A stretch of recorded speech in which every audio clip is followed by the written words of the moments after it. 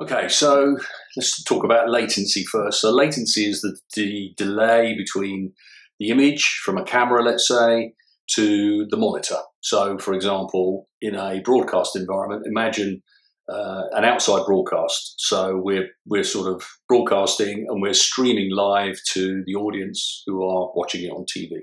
So the latency is the time from when somebody waves in front of the camera to when that person watching that TV actually sees that person waving. So that's the latency.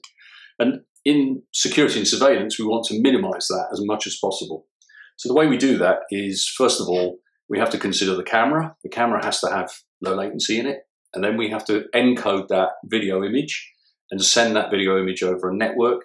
And then at the other end, we have to decode that image and display it on a screen, for example. So our company makes encoders and decoders, and we have some that are very low latency. And that's not the only element that allows you to have low latency. There's the network itself. So for example, if this was a network inside this room, it would be very short delay. It's called ping delay, maybe 2-3 milliseconds.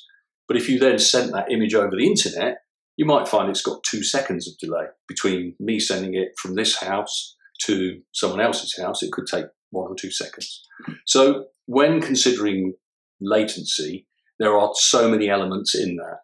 The biggest element, though, apart from the network, so let's assume you take the network and reduce that to the minimum, the camera's okay. There's also the display that has a latency, maybe only a few milliseconds, but it could be longer. It's the decoder that's the problem. The decoder introduces most delay in a system. So if you took something like VLC Player is a piece of software that runs on a computer, and it has 100 milliseconds of delay built in. You cannot make that much shorter because VLC just falls over. And generally people make it longer, 200, 300, 500, 1,000 milliseconds. All of these bits added together make the total delay of the system. So we have encoders that can do this between the video going in and the video coming out in 30 milliseconds, which is stunning. Now you could make that 0, but the only way you'd make that 0 is by not compressing the video, in which case you have to have dedicated cables, fiber optic, that sort of thing. And it's not a practical situation in most cases. So typically we would say if you can get 30 to 50 to 100 milliseconds, that's what we would consider to be low delay.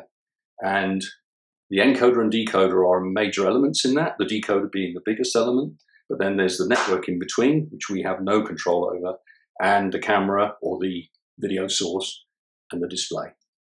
In security and surveillance, typically you would see somewhere in the 200 to 400 millisecond region.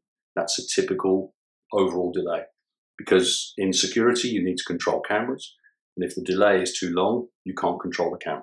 Imagine a mouse, you move the mouse left, a second later it moves on your screen. It would be impossible for you to run a mouse like that. And it's the same in security with cameras.